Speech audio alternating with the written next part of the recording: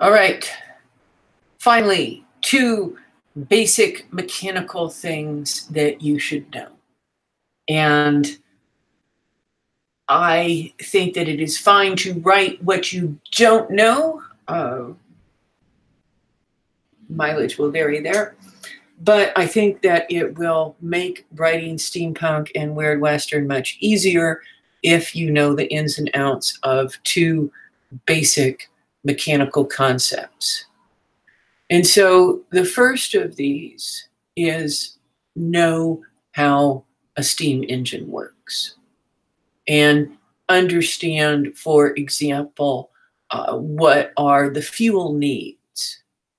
How much fuel did a steamboat consume? How fast was it actually capable of going? Now, I'm not saying that you can't jigger with that a little and have, for example, magical fuel that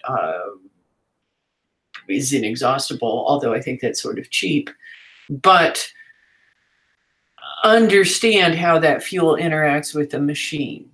Understand under what conditions your steam engine will work, right? It's not going to work out in space unless you have somehow brought air along. That seems obvious, but, you know, who knows?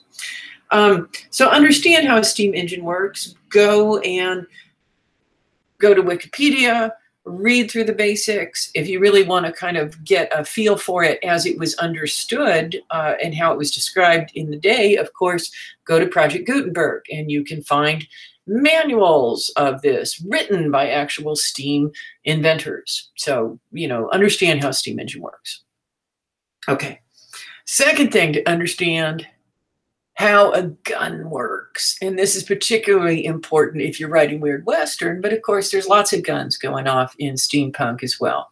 So understand how a gun works, how to load it, what makes the bullet fly out of the barrel, and what could possibly prohibit its flying out of the barrel. Are there things that your protagonist needs to worry about doing? Do they need to keep their ammunition dry, right? If it's early technology, they may have to worry about that. If it's later on, they may not, but they might have other things that they're going to worry about. It certainly would be helpful, I suggest, although I will not say that this is mandatory, not having done it myself, is to look at a timeline of how gun technology develops. That's actually kind of significant because as gun advances occur, it changes the nature of warfare over and over again and shapes, in fact, the course of the Civil War. So worth taking a look there. Again, if you want to find out how people were writing about the guns of the time, go to Project Gutenberg. You can find stuff there. So do you need to know other stuff like how to ride a horse or how to make a fire or all that sort of stuff? Well, you know, it's certainly going to help. And if you're writing a scene in which your protagonist is lighting their campfire on the road, having a few details about how you actually do it is not going to be a terrible thing.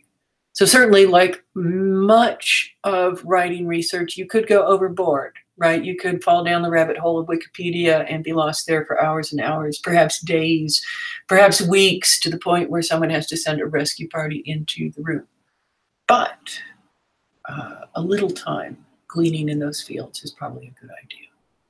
All right, over and out, and that section is done.